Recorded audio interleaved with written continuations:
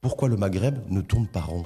L'Algérie qui veut le faire à 6, avec un État supplémentaire. Eh bien, le Maghreb ne tournera pas rond et sera bloqué. Le mandat de Donald Trump risque de laisser le Maghreb en l'état. De cataloguer le Polisario comme une organisation terroriste par le Congrès américain est une démarche qui fait partie de cet arsenal de pression américaine sur le régime algérien. Rivalité maroco-algérienne qui plombe tous les enjeux géostratégiques régionaux. Aujourd'hui, le régime algérien entretient des relations antagonistes, d'hostilité avec les pays du Sahel. On voit des pays européens qui ont développé une relation économique forte avec un pays comme l'Algérie, je pense à l'Italie tout récemment. Si à ce point vous êtes gêné par le drapeau marocain, par tout ce qui est symbole marocain, ne venez pas au Maroc, restez chez vous, ne venez pas gâcher la fête. Bienvenue Moustapha Tossa. Merci pour votre accueil. Quel plaisir de vous recevoir, parce que je rappelle que vous êtes journaliste éditorialiste franco-marocain, parce que vous tenez beaucoup à ce qu'on vous présente aussi comme journaliste, éditorialiste et franco-marocain, et d'avoir accepté notre invitation au débat, parce que je rappelle que vous êtes de passage au Maroc et à Rabat en particulier pour quelques jours. Oui, c'est l'occasion de visiter le Maroc, de visiter une ville que j'aime beaucoup, qui est la ville de Rabat.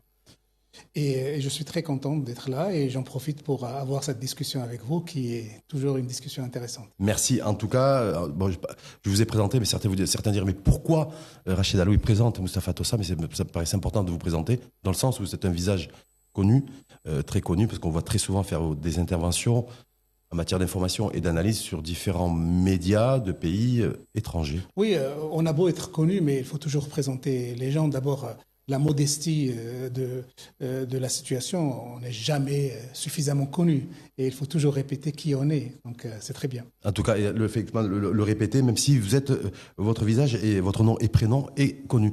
Moustapha Tossa, le débat d'aujourd'hui, dans l'émission de débat 7e Sens, censé donner du sens au sens, et autour de ces enjeux, aujourd'hui, qui vous passionnent peut-être en même temps, mais que vous suivez de très très près, j'allais dire quasiment au stylo au niveau du Maghreb.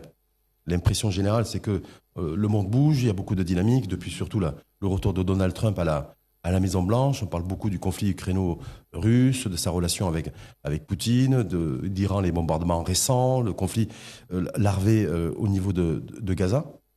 Mais le Maghreb, on en parle très peu. Donc, question autour de ce débat d'aujourd'hui, pourquoi le Maghreb ne tourne pas rond?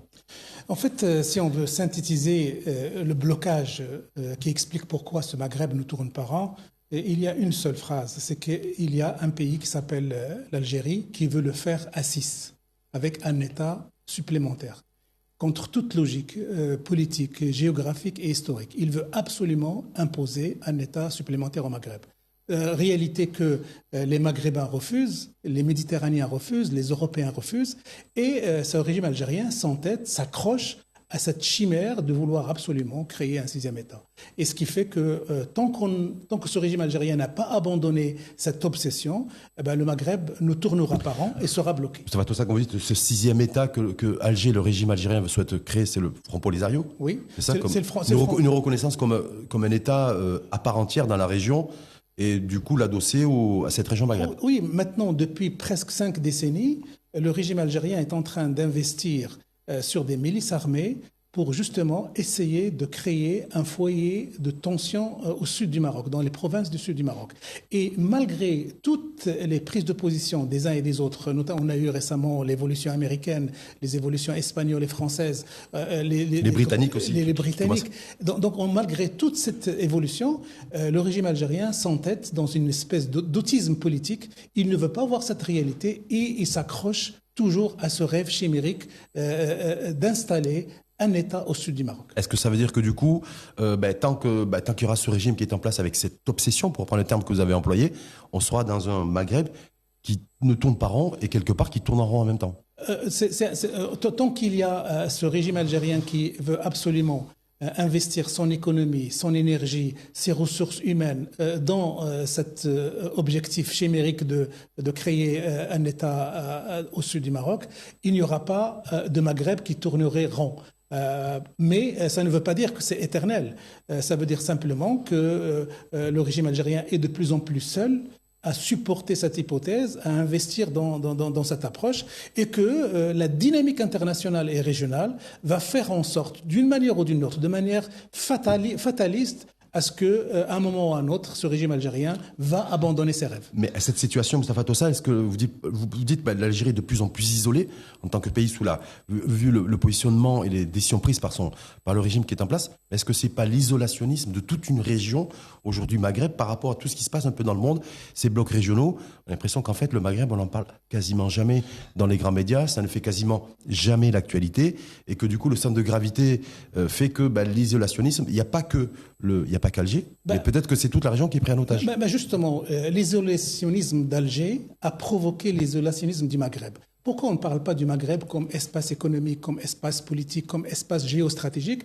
Parce que justement, les 5 pays n'arrivent pas à se mettre d'accord, à s'unir, à unir leurs forces économiques, leurs forces politiques pour exister devant la rive nord de la Méditerranée, devant l'Afrique. Pourquoi? Parce qu'il y a un frein qui s'appelle l'Algérie et qui fait tout pour bloquer cette dynamique maghrébine. Si demain, l'Algérie renonce à cet objectif d'affaiblir la région, d'affaiblir le Maroc, le Maghreb pourra parler d'une seule voix, pourra négocier avec les autres espaces économiques internationaux d'une seule voix. Est-ce que ça, c'est une certitude, Mustapha Tossa? Si on se projette et qu'on se dit effectivement, il peut y avoir demain ou après-demain, toute une question de temps et de temporalité, une résolution des Nations Unies, effectivement, ou qui confirme le fait que la marocanité du Sahara est avérée, y compris juridiquement, y compris politiquement, est-ce que pour autant ça pourrait régler tous les problèmes et les facteurs de blocage et bloquants aujourd'hui au niveau du Maghreb, ou ça risque de les amplifier, de les empirer? Non, moi je suis convaincu que si demain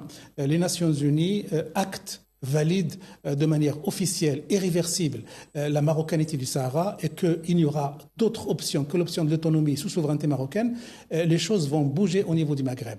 Parce que le régime algérien sera confronté à une réalité, celle ou de faire la guerre au Maroc, ce dont il n'a pas les capacités actuellement pour lancer une guerre, ou changer complètement de logiciel et traiter avec le Maroc comme un partenaire, comme un voisin.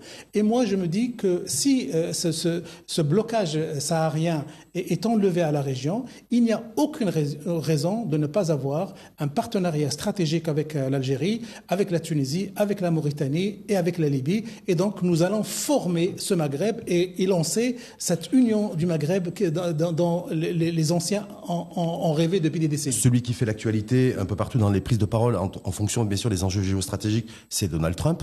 Donald Trump qui lui a tourné le dos à l'Afrique pendant son premier mandat, 2016-2020. Là tout récemment, je crois que c'est la semaine dernière, il a reçu 4-5 chefs d'État africains, mais aucun du Maghreb. Est-ce que ça veut dire aussi que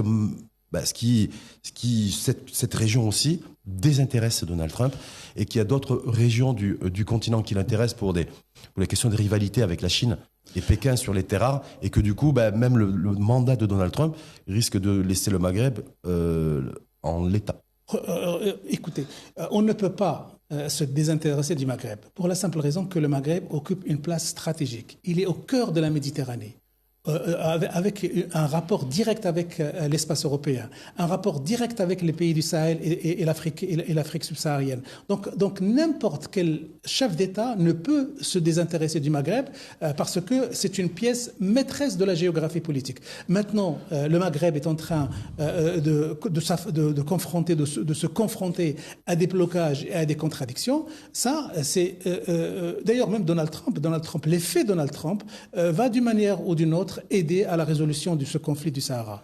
En faisant quoi? En donnant suite à la décision qu'il a prise en décembre 2020 de reconnaissance par décret de la marocanité du Sahara, ou effectivement par s'impliquer un petit peu plus dans cette région conflictuelle et dans la problématique et le conflit de fond, rivalité d'ailleurs, ce que vous avez employé comme terme dans votre dernière chronique, rivalité maroco-algérienne qui plombe tous les enjeux géostratégiques régionaux. L'administration américaine de Donald Trump va avoir deux facteurs sur lesquels il va appuyer pour consolider sa situation. Le premier, c'est évidemment consacrer la marocanité du Sahara comme un fait irréversible, ce qui a été déjà fait, il n'y a pas de doute. Le deuxième, c'est augmenter le volume de pression sur le régime algérien. Il ne faut pas oublier que la décision où l'idée même de cataloguer le Polisario comme une organisation terroriste par le Congrès américain est une démarche qui fait partie de cet arsenal de pression américaine sur le régime algérien. Demain, si le Polisario est officiellement catalogué organisation terroriste, comment voulez-vous qu'un pays puisse discuter avec le régime algérien sur cette aventure séparatiste marocain? Le régime algérien sera automatiquement considéré comme un parrain du terrorisme et il perdra toute crédibilité, toute relation avec la communauté internationale. Donc, Donald Trump, l'administration américaine, le Congrès américain, va d'une manière ou d'une autre aider cette région à dépasser ses blocages et ses contradictions. Ça, c'est une stratégie, selon vous, de Donald Trump et de ses équipes, que d'avoir des députés, des parlementaires, en tout cas, au niveau du Parlement américain, qui veulent faire passer, en tout cas, le fait que le Polisario soit catalogué comme organisation terroriste. Et ce qui est important, c'est que ce n'est pas la lubie d'un seul parti, c'est une démarche bipartisane où il y a les démocrates et les républicains et il y a de fortes chances qu'elle soit adoptée par le Congrès américain. Il ne faut pas oublier que même avant son arrivée au pouvoir, avant l'arrivée de Donald Trump au pouvoir, il y avait un homme qui s'appelle Marco Rubio, oui, qui est devenu depuis ministre des Affaires étrangères, secrétaire d'État, l'appellation européenne, c'est ministre des Affaires étrangères. Et ce Marco Rubio avait proposé de sanctionner le régime algérien parce que pour plusieurs raisons. La première, c'est qu'il a financé la machine de guerre russe de Vladimir Poutine contre l'Ukraine. La deuxième, c'est qu'elle a fait en sorte que l'Algérie a fait en sorte que de servir de rampe de lancement pour la domination et l'expansion du groupe paramilitaire russe Wagner. Et troisièmement, c'est qu'il s'est inscrit dans une logique qui porte atteinte aux intérêts américains. Donc Marco Rubio, qui n'était que congressman, avait déjà ces idées de sanctionner le régime algérien.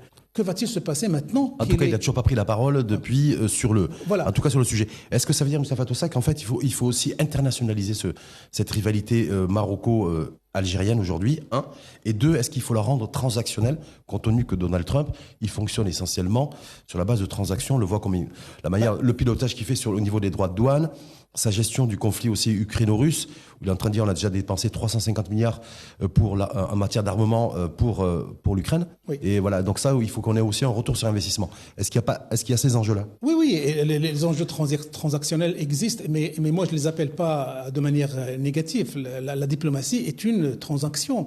La relation diplomatique, c'est d'abord la défense des intérêts des uns et des autres. C'est ça. Et je crois que ça a été pratiqué avec l'administration américaine, et je crois que même on est en train de la pratiquer avec les Russes et avec les Chinois, parce que les Russes et les Chinois sont les deux seuls pays membres du Conseil de sécurité qui n'ont pas encore reconnu officiellement la Marocaine du Sahara. Ils sont toujours dans une position de neutralité. Alors, je ne sais pas si elle est positive ou pas, mais en tout cas de neutralité. Jusqu'à présent, ils sont perçus comme neutralité positive, parce qu'ils avaient largement des occasions pour s'opposer frontalement au projet de l'autonomie. Ils l'ont pas fait. Et on sait, d'après beaucoup d'informations qui circulent, que les intérêts économiques chinois vont faire peser le positionnement chinois vers le pro-marocain. Des relations stratégiques avec la Russie et ce qui se passe aussi sur le plan de la relation économique avec Moscou et avec Vladimir Poutine vont dans le sens du positionnement marocain. Est-ce qu'une éventuelle, parce que vous avez vu comme moi les derniers propos de Donald Trump à l'égard de Vladimir Poutine, ça se durcit un peu. Pour l'instant, c'est des paroles, c'est des propos. 50 jours ont été donnés à Vladimir Poutine par Donald Trump pour histoire de trouver un arrangement et un deal, un cessez-le-feu concernant le conflit ukraino-russe, mais Donald Trump n'y croit pas trop. Est-ce que ce qui peut se passer, le dénouement de ce qui peut se passer entre les deux hommes, Donald Trump et Vladimir Poutine, peut avoir aussi des incidences directes ou indirectes dans la région? Alors, si la question qui est posée actuellement, est-ce que Donald Trump a le profil de faire la guerre à Vladimir Poutine? Moi, je ne le crois pas. Ce que veut faire Donald Trump depuis le début, quand il était candidat et depuis qu'il a été élu, il veut absolument qu'on parvienne à une solution entre Russes et Ukrainiens.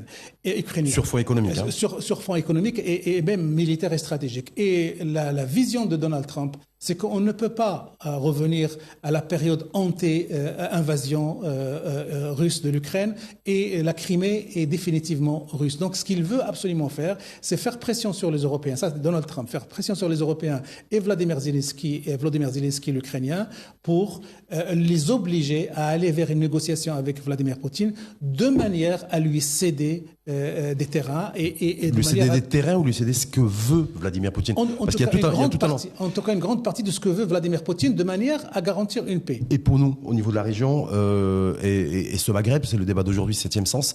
Est-ce qu'il peut y avoir des enjeux, des impacts aussi dans un sens comme dans l'autre? Alors, ce qui fait, une des raisons qui, d'ailleurs, l'actualité récente a participé à diaboliser le régime algérien aux yeux de la communauté internationale européenne et américaine, c'est cette intimité stratégique qui a été constatée entre le régime de Abdelmajid Tebboune et le régime iranien. Il y a eu une guerre entre Israël et l'Iran et le seul pays du monde arabe, en fait, le seul pays du monde qui a montré un soutien et une solidarité et une compréhension avec le régime iranien, c'est le régime algérien. Je crois que ce positionnement va se faire payer cash au niveau de la diplomatie mondiale.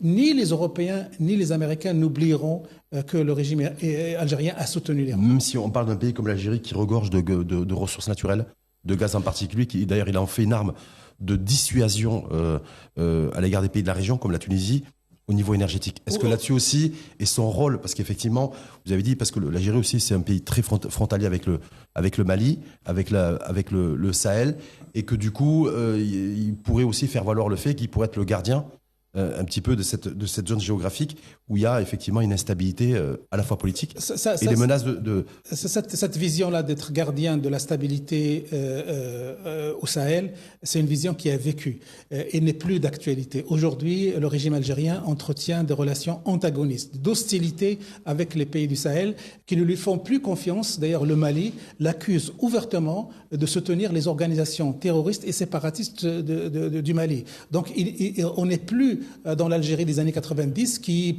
pouvait vendre à l'opinion internationale l'idée que c'est une force le faisait encore récemment, il y a encore stabilisatrice. Non, c'est une force qui est impliquée de déstabilisation, qui est impliquée dans des jeux de déstabilisation.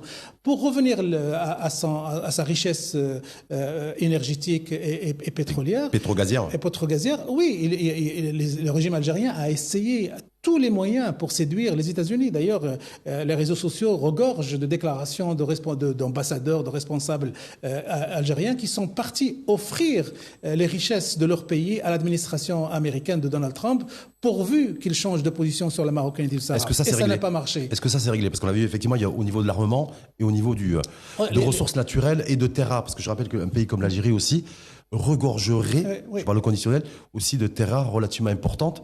Et Donald Trump, il ne reste pas indifférent là-dessus, sachant que l'Algérie aussi monétise ça, ou le monnaie en tout cas avec la Chine. Moi, je ferais le pari que, effectivement, parce que les Américains sont intéressés par les richesses algériennes, ils feront tout pour s'en emparer, pour ne pas les laisser aux Russes et aux Chinois, mais ils ne donneraient pas ce que le régime algérien demande en échange. Ils ne reculeraient pas devant la Marocanité du Sahara. Bien au contraire, ils vont tout faire pour faire disparaître ce problème définitivement et traiter la région avec 5 pays au lieu vous avez fait référence tout ça à l'Europe parce qu'effectivement on est frontalier avec les pays européens et le continent dans son ensemble, le continent qui n'a pas forcément une position unie et unifiée là-dessus, parce qu'effectivement la France a rallié la position américaine et espagnole et les Britanniques tout récemment.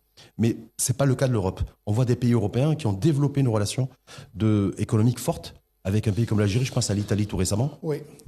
Est-ce que là-dessus, il y a aussi, quand on dit très souvent que la diplomatie, c'est avant tout la diplomatie avec les enjeux économique.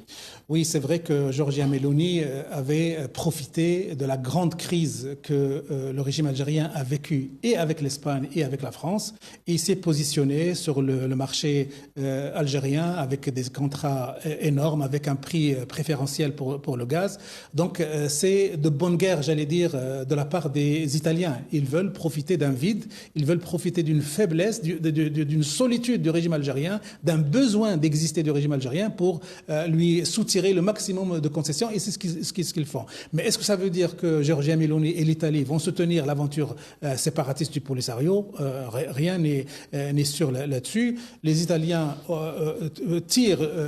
profitent de leurs relations privilégiées avec le régime algérien, mais n'oublient pas qu'ils ont aussi des rapports avec le Maroc et que derrière eux, il y a aussi l'Union européenne. Il y a 23 ou 24 pays européens qui reconnaissent ouvertement la Maroc marocanité du Sahara. Il reste quelques pays qui ne sont pas encore sortis de la zone grise. Et le défi diplomatique pour le Maroc dans les semaines et les mois à venir, c'est d'essayer d'arracher une position commune des 27 pays de l'Union européenne. 27 pays de l'Union européenne qui n'a pas de position commune sur les grands sujets. Ils ne l'ont pas encore oui. Fait, mais ce n'est pas impossible de le faire. Maintenant que vous avez l'Allemagne, la France, l'Espagne, la Belgique, l'Autriche, la Hollande, qui sont des pays forts, des pays phares de l'Union européenne, il n'y a aucune raison que le Maroc n'arrive pas à les convaincre de produire cette position commune. Mais je crois qu'il faut attendre aussi, si demain la démarche américaine réussit à cataloguer le Polisario comme organisation terroriste, ça va largement faciliter l'adoption. Vous y croyez à ça? Oui, j'y crois beaucoup. Ça a été fait avec le Hamas il y a quelques années. Est-ce qu'aux yeux des opinions publiques aussi, de dire effectivement le Polisario, c'est comme le Hamas aux yeux des Européens, des Américains, de les classifier, si je puis dire, comme organisation terroriste? Oui, les Américains et les Européens disposent d'informations concrètes selon lesquels, avant la guerre entre l'Iran et Israël, les Iraniens voulaient utiliser le Polisario comme un proxy régional, leur proxy régional au Maghreb. Pour déstabiliser la région, l'Afrique du Nord. Voilà, ils avaient le Hezbollah au Liban, le Houthi au Yémen, les brigades populaires en Irak, et ils voulaient faire du Polisario un 4e ou un 5e bras armé pour déstabiliser le Maghreb et pour justement pratiquer un chantage à l'égard de l'Europe et à l'égard du commerce international qui passe par le détroit de Gibraltar. Un pays aussi qu'on n'a pas encore évoqué, et je me souviens il y a 2 ans, parce que j'ai eu la chance et le privilège de vous avoir en débat, mais c'était déjà il y a 2 ans. Moustapha Tossa, c'est un pays comme la France qui a des relations aussi historiques, culturelles, géographiques, à la fois avec notre pays, le Maroc, et à la fois avec l'Algérie. Avec l'Algérie, on est sur, pas une rupture, mais une cassure, en tout cas a priori, diplomatique, plus qu'un gel. Est-ce que là-dessus, la France est toujours en course, selon vous, pour pouvoir pousser dans un sens et de dynamisation de cette région du monde qui est le Maghreb, ou vous considérez que la France est totalement hors jeu? Non, la France n'est pas hors jeu. La France, à l'égard du Maroc, et depuis le 30 juillet dernier, il y a eu une clarification historique, une décision souveraine, régalienne de l'État français, du gouvernement français, de reconnaître la marocanité du Sahara. Maintenant, pour que la France puisse jouer un rôle dynamisant pour le Maghreb, il faut qu'elle parvienne à avoir des relations apaisée, normale avec l'Algérie, ce qu'elle n'arrive pas à avoir. A priori, c'est mal parti. Hein. C'est mal parti, mais on ne peut jamais s'avouer vaincu. Il y a l'affaire Saint-Sal qui bloque, il y a les OQTF, il y a plein de crises, de points de crise et de friction entre la France et l'Algérie. Aujourd'hui, ils paraissent indépassables, mais demain, tout peut se régler. Il n'y a pas de raison de... Quand on voit l'ancien Premier ministre français, Dominique de Villepin, qui est né à Rabat d'ailleurs, qui est né dans cette ville où nous sommes aujourd'hui, qui rentre dans une visite je veux dire, diplomatique, en tout cas une visite politique, à Alger, et qui rentre et qui dit, effectivement, cette question aussi de la décision prise par Emmanuel Macron de reconnaître la souveraineté du Maroc sur les provinces du Sud, il faut d'abord que ce soit tranché par les Nations Unies. On l'a vu beaucoup plus pondéré et nuancé qui ne l'a été dans les années précédentes, et que ne l'a été surtout Jacques Chirac, qui a été son mentor politique pendant très très longtemps.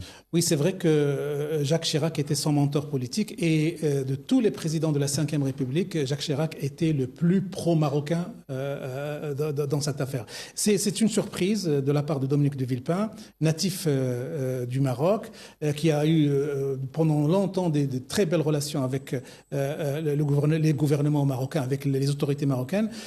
La question est pourquoi il le fait maintenant, il est en campagne électorale, voilà, parce qu'il y a des perspectives 2027 pour la présidentielle. Mais... L'idée politicienne, il vient de lancer un parti qui s'appelle la France humaniste. Est-ce que c'était pas un appel de pied pour que la diaspora algérienne puisse l'aider, pour que le gouvernement puisse éventuellement financer... Donc motivation électoraliste pour vous ? Regardez, le positionnement de Jean-Luc Mélenchon, de la France Insoumise, du Parti communiste sur le Maroc, ou de Dominique de Villepin sur le Maroc, sont motivés uniquement par des préoccupations politiciennes. Ils croient qu'en se positionnant de cette manière-là, ils vont attirer vers eux les bénéfices du vote de la diaspora algérienne, et attirer aussi la bénédiction du régime algérien qui pourrait être sonnante et trébuchante dans les campagnes électorales. Dernière petite question, Moustapha Tossa, on était à la veille, en tout cas au niveau du Maroc, d'accueillir et d'organiser une des plus grandes compétitions sportives du continent, à savoir la CAN. Ça va démarrer mi-décembre et ensuite on va tout de suite démarrer et tout de suite enclencher avec la co-organisation de la Coupe du Monde de football. Au niveau du Maghreb, parce qu'on parle d'un flux massif d'individus, entre 1 ou 2 millions de personnes pour la Coupe du Monde de 2030 et aussi d'avoir un flux massif aussi de ressortissants, comme on dit aussi, frères africains. Et en étant dans une région où il y a des rivalités très fortes et où on ne se parle pas, entre Maroc, Algérie, entre Maroc, Tunisie, est-ce que tout ça va donner risque de donner une image, j'ai envie de dire, à l'international qui est un peu particulière? Oui, c'est vrai que d'abord, il faut dire que c'est une grande fierté pour le Maroc d'abriter ces deux compétitions, la CAN et la Coupe du Monde. Évidemment, si l'équipe algérienne qui va participer se comporterait comme l'a fait l'équipe féminine et son staff en essayant de cacher tous les symboles qui montrent le Maroc, en ayant cette haine gratuite à l'égard de tout ce qui est marocain, c'est sûr que ça ne va pas marcher. Mais moi, je peux parier sur le bon sens des uns et des autres. Si je rejoins ici les opposants algériens qui critiquent le régime algérien, si à ce point vous êtes gênés par le drapeau marocain, par tout ce qui est symbole marocain, pourquoi alors? C'est le drapeau ou la carte qui est gênant? Le drapeau Royal Air Maroc, tout ce qui a trait au Maroc. Si à ce point il vous donne des urticaires et ça vous bloque, ça vous vexe, ça vous provoque, ne venez pas au Maroc, restez chez vous, ne venez pas gâcher la fête. En plan que le Maroc est un pays qui a le sens de l'hospitalité, c'est oui, pour à travers le monde. Mais vous dites en même temps celui qui ne veut pas venir et qui a... moi je crois que le Maroc va lancer un message, celui qui va venir participer à la fête de manière civilisée, de manière rationnelle, de manière conviviale, ahlan wa sahlan, celui qui veut venir juste pour foutre le bordel, il ne sera pas le bienvenu. C'est ce qu'a fait récemment, il y a quelques jours, Fawzi Larja, président de la Fédération royale de football vis-à-vis de la CAN. Et il a raison d'avoir cette fermeté, parce que c'est cette fermeté qui va payer. Fermeté et ouverture en même temps. Fermeté et ouverture, et qui va payer pour que la bonne organisation se déroule, que ce soit pour la CAN ou pour la Coupe du Monde. Merci infiniment, Moustapha Tossa, journaliste, éditorialiste franco-marocain, je le redis parce que vous y tenez beaucoup, d'avoir participé, d'avoir contribué à cette émission 7e Sens, pour donner encore plus de sens au sens de ce qui pourrait se tracer, en tout cas en termes de perspective, pour cette région qui est la nôtre, l'Afrique du Nord et le Maghreb, voire le Grand Maghreb, pour les grands nostalgiques de l'UMA. Merci Serachid, c'est toujours un plaisir de te voir et de parler avec toi. Merci infiniment, à bientôt. Voilà. 7e Sens, à suivre sur la chaîne l'ODJ TV et à réécouter sur R212, la web radio des Marocains du monde.